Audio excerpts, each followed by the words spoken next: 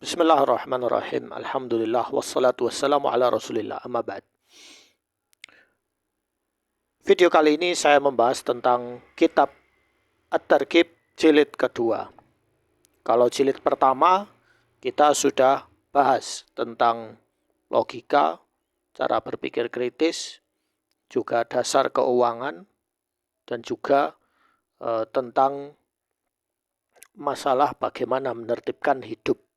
Hidup bagi diri sendiri dulu harus tertib sebelum masuk ke fase-fase berikutnya.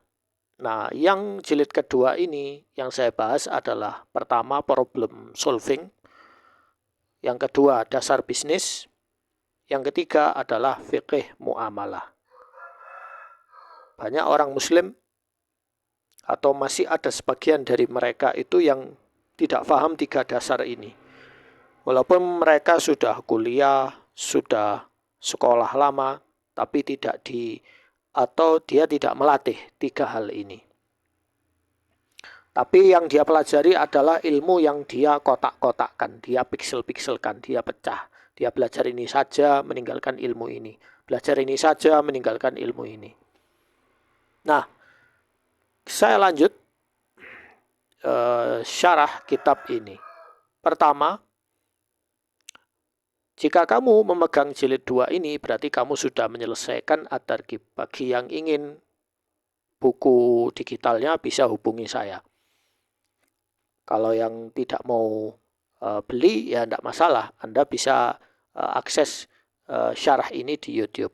Tapi ini bukan ilmu materi saja, tapi ini adalah ilmu materi sekaligus penerapan. Kalau tidak diterapkan, ya sudah. Hidupmu tetap akan seperti itu. Nah,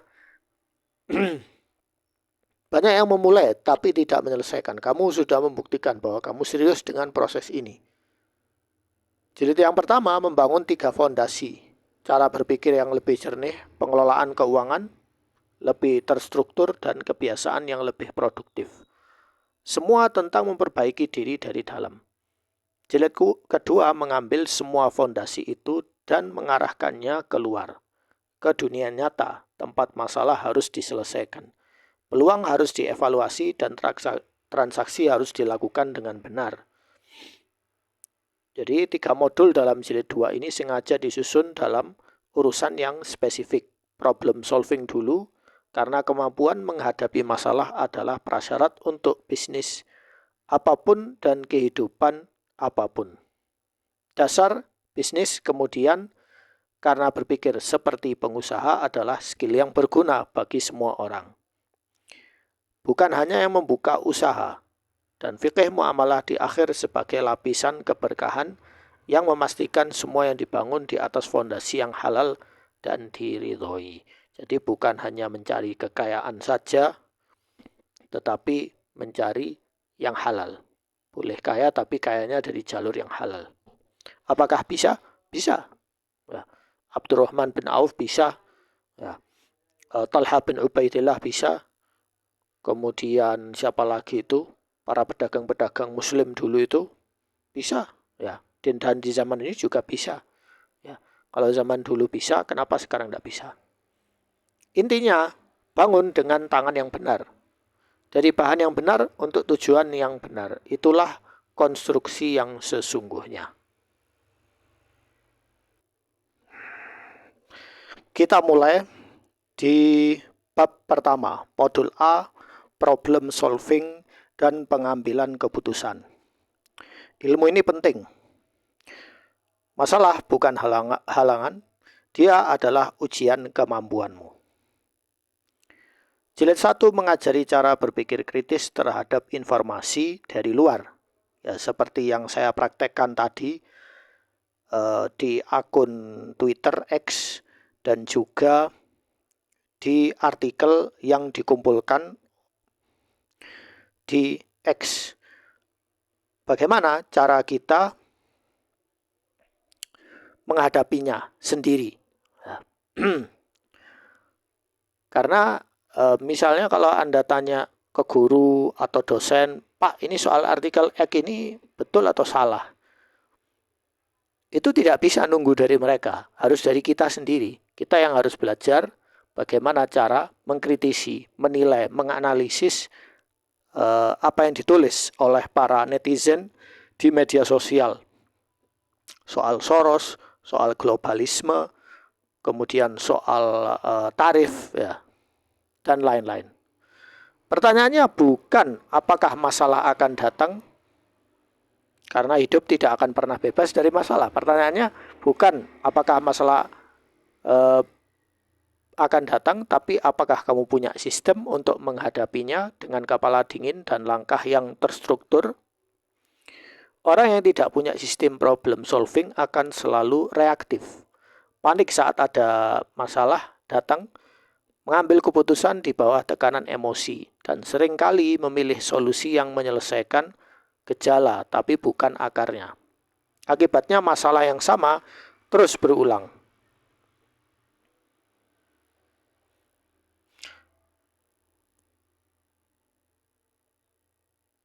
Modul ini adalah tentang memutus pola itu. Jadi ada masalah kadang-kadang solusinya solusi pereda, bukan solusi yang lebih mendalam. Nah, anatomi sebuah masalah. Apa itu? Sebelum bisa menyelesaikan masalah, kamu harus bisa mendefinisikannya dengan tepat. Ini terdengar sepele. Sepele, tapi justru disinilah kebanyakan orang sudah gagal sejak awal. Masalah yang didefinisikan dengan salah akan menghasilkan solusi yang salah. Meskipun dieksekusi dengan sempurna, energi besar dihabiskan untuk menyelesaikan hal yang bukan masalah sebenarnya. Sementara akar masalahnya tetap utuh dan terus menghasilkan gejala baru. Masalah yang baik didefinisikan adalah masalah yang sudah setengah terpecahkan. Definisi masalah yang baik mencakup apa yang terjadi sekarang, apa yang seharusnya terjadi, siapa yang terdampak, dan mengapa kondisi saat ini tidak bisa dibiarkan. Dengan definisi yang jelas, solusi yang tepat jauh lebih mudah ditemukan. Kerangka definisi masalah, apa yang sedang terjadi sekarang? Nah, misalnya apa yang terjadi? Ya, soal kurs ya misalnya. Apa yang seharusnya terjadi? Harusnya ideal. Ya. Siapa yang paling terdampak dan bagaimana? Mengapa kondisi ini tidak bisa dibiarkan? Nah, tapi masalah soal kurs, kemudian soal harga-harga bahan pokok dan lain-lain yang ikut naik itu kita terbatas. Kita tidak punya, kecuali kalau kita ini pejabat BI atau kita orang di pemerintahan, kita bisa, ya, kita punya power untuk melakukan itu. Tapi kalau kita orang biasa seperti saya, Anda yang tidak punya power kekuasaan, Anda tidak bisa, ya, mencari jalan keluar. Anda hanya bisa meminimalisir supaya tidak terkena lebih parah. Misalnya kalau pemasukan Anda sedikit, Anda harus nambah pemasukan baru, income baru. Nah, seperti itu. Jadi ada problem solving itu sesuai dengan kemampuan. Pecahkan masalah diri sendiri dulu. Baru sampai skala dari yang terdekat dulu, ya. Kemudian yang kedua, metode akar masalah. 5 ways. 5 ways adalah teknik sederhana yang dikembangkan oleh Toyota untuk menemukan akar penyebab sebuah masalah. Caranya, tanyakan kenapa terhadap masalah yang terjadi, lalu tanyakan kenapa lagi terhadap jawabannya. Dan ulangi sampai 5 kali. Setiap jawaban membawamu selangkah lebih dalam ke akar yang sebenarnya. Masalah yang tampak di permukaan hampir selalu hanya gejala dari masalah yang lebih dalam dan lebih mendasar. Teknik ini sangat efektif karena ia memaksa kita untuk tidak berhenti di jawaban pertama yang terasa nyaman. Jawaban pertama biasanya adalah gejala. Jawaban kelima biasanya adalah akar. Dan solusi yang menyentuh akar akan jauh lebih permanen daripada solusi yang hanya menangani gejala. Contoh penerapan 5 ways. Pertama, masalah. Tabungan selalu habis sebelum akhir bulan. Kenapa? 1. Karena pengeluaran lebih besar dari pemasukan. Kenapa kedua? Karena banyak pengeluaran tidak direncanakan. Kenapa ketiga? Karena tidak ada budget yang dibuat di awal bulan. Kenapa keempat? Karena tidak pernah diajarkan cara membuat budget. Kenapa kelima? Karena tidak ada kesadaran bahwa budget itu penting. Akar masalah, literasi keuangan yang rendah, bukan sekedar kurang penghasilan. Nah, latihan 5 ways masa lalumu sendiri. Masalah apa? Masalah menulis buku, atau masalah hutang, atau masalah apa. Nah, kalian bisa nulis di sini. Ini untuk latihan. Kalau kalian tidak punya bukunya, ya bisa beli di saya, At-Targhib, atau Anda tulis di buku tulis ya latihan ini. Yang ketiga, peta pilihan dan konsekuensi. Salah satu penyebab terbesar keputusan yang buruk adalah tunnel vision. Hanya melihat satu atau dua pilihan, padahal sebenarnya ada jauh lebih banyak alternatif. Ketika seseorang merasa terjepit di antara dua pilihan yang sama-sama tidak menyenangkan, seringkali masalahnya bukan pada pilihannya, tapi pada cara mereka mendefinisikan masalah yang terlalu sempit. Peta pilihan adalah cara untuk memaksa otak melihat lebih banyak kemungkinan sebelum mengambil keputusan. Setelah semua pilihan dipetakan, langkah berikutnya adalah mengevaluasi konsekuensi dari masing-masing pilihan, baik jangka pendek maupun jangka panjang, baik yang positif maupun yang negatif. Konsekuensi jangka panjang seringkali lebih penting dari konsekuensi jangka pendek. Tapi otak manusia secara natural lebih sering memproses yang terdekat dan paling terasa. Nah, sekarang kita lihat di template peta pilihan. Masalah yang dihadapi, masalah apa, kemudian konsekuensi jangka pendek, dan konsekuensi jangka panjang, serta resiko besar. Nah, ini ada pilihan A, B, C. 4. Keputusan reversible vs irreversible. Tidak semua keputusan sama bobotnya, dan tidak semua keputusan membutuhkan proses yang sama panjang dan dalamnya. Ada keputusan yang jika ternyata salah, bisa dengan mudah dikoreksi. Ini disebut keputusan reversible. Dan ada keputusan yang jika salah akan sangat sulit. Ini bahkan tidak mungkin untuk dibalik. Ini adalah keputusan irreversible. Memahami perbedaan ini adalah kunci untuk mengalokasikan energi pengambilan keputusan dengan tepat. Banyak orang menghabiskan terlalu banyak energi dan waktu pada keputusan kecil yang reversible, seperti memilih restoran atau memilih outfit. Sementara pada keputusan besar yang irreversible, seperti memilih pasangan hidup, mengambil hutang besar, atau berhenti dari pekerjaan, mereka justru memutuskan secara impulsif. Ini banyak sekali kasusnya ya. Ada orang, dia manajer rumah makan, itu ngeluh ke saya. Karyawan itu kerja cuma 1 bulan keluar, 2 bulan keluar. Bosenan mereka itu. Itu tadi, karena mereka tidak diajari teknik untuk melihat apakah keputusan saya ini keluar dari pekerjaan ini fatal atau tidak. Nah, dia baru merasakan itu fatal ketika dia pindah ke kerjaan yang lebih baru. Tapi itu tadi, otak didesain untuk melihat resiko jangka pendek, bukan resiko jangka panjang. Dan ini yang membuat kualitas pekerja itu masih rendah, belum tinggi. Beda dengan negara-negara lain. Nah, ini Indonesia SDM-nya harus ditingkatkan lagi. Kalibrasi yang benar adalah sebaliknya. Untuk keputusan reversible, putuskan cepat dan pelajari dari hasilnya. Untuk keputusan irreversible, luangkan waktu lebih banyak. Cari lebih banyak informasi dan konsultasikan dengan orang yang tepat. Keputusan reversible, putuskan cepat, eksekusi, evaluasi, sesuaikan. Kemudian keputusan irreversible, perlambat, kumpulkan informasi dulu, konsultasi, baru putuskan. Tanya selalu, jika ini ternyata salah, seberapa mudah bisa dikoreksi? Semakin sulit dikoreksi, semakin banyak waktu dan perhatian yang layak diberikan.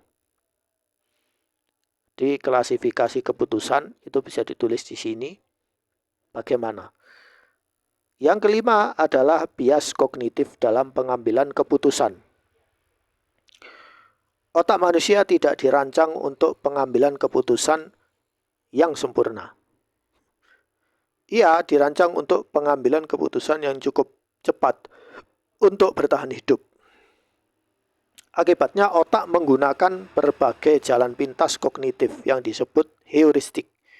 Dan ketika jalan pintas ini diterapkan dalam konteks yang salah, mereka menghasilkan bias yang mempengaruhi kualitas keputusan secara sistematis. Memahami bias kognitif bukan untuk menghilangkannya, itu tidak mungkin, tapi untuk mengenali kapan mereka sedang bekerja dan mengkompensasinya. Di sini ada confirmation bias, hanya mencari yang mendukung. Bisa kalian tulis ya. Kecenderungan untuk mencari, menginterpretasikan, dan mengingat informasi yang mendukung apa yang sudah kita percaya dan mengabaikan yang bertentangan. Antidot, secara aktif cari argumen yang berlawanan dengan pandanganmu sebelum memutuskan. Yang berikutnya, sunk cost fallacy, terjebak karena sudah terlanjur. Melanjutkan sesuatu yang jelas salah hanya karena sudah menginvestasikan waktu, uang, atau energi di dalamnya. Uang yang sudah keluar tidak bisa kembali. Keputusan seharusnya berdasarkan apa yang terbaik ke depan, bukan apa yang sudah terjadi. Antidot, tanya, jika saya mulai dari nol sekarang, apakah saya masih akan memilih ini? Kemudian, availability bias, menilai dari yang paling mudah diingat. Menilai probabilitas atau resiko berdasarkan seberapa mudah contohnya muncul di pikiran, bukan berdasarkan data akurat. Contoh, menganggap investasi X berbahaya karena baru dengar cerita orang yang rugi, padahal secara statistik mungkin aman. Antidot, cari data yang aktual, bukan hanya paling terkesan. Kemudian FOMO, nah ini yang paling banyak kasusnya ya, fear of missing out. Pengambilan keputusan karena takut ketinggalan peluang, bukan karena evaluasi yang matang. FOMO adalah senjata utama penjual iming-iming kaya instan. Banyak sekali ini ya, influencer dan konten kreator itu yang jual FOMO itu banyak sekali. Dan korbannya tidak sedikit ya. Cara cepat kaya, cara dapat omset ratusan miliaran ya. Tidak tahunya ujung-ujungnya ya tidak diajari apa-apa ya. Hanya disuruh investasi saham, literasi keuangan aja masih belum punya, kok mau beli saham ya. Antidot, tanya, jika saya tidak tahu orang lain sedang melakukan ini, apakah saya masih akan tertarik? Kemudian, anchoring bias, terpaku pada angka pertama, terlalu dipengaruhi oleh informasi pertama yang diterima dalam evaluasi. Contoh, harga pertama yang disebutkan penjual menjadi anchor yang mempengaruhi seluruh negosiasi. Antidot, tentukan nilaimu sendiri sebelum menerima tawaran apapun. Yang keenam, keputusan di bawah tekanan dan ketidakpastian. Kondisi ideal untuk mengambil keputusan. Informasi lengkap, waktu cukup, emosi stabil. Jarang tersedia dalam kehidupan nyata. Seringkali keputusan paling penting harus diambil justru dalam kondisi yang paling tidak ideal. Informasi tidak lengkap, waktu terbatas, dan emosi sedang tinggi.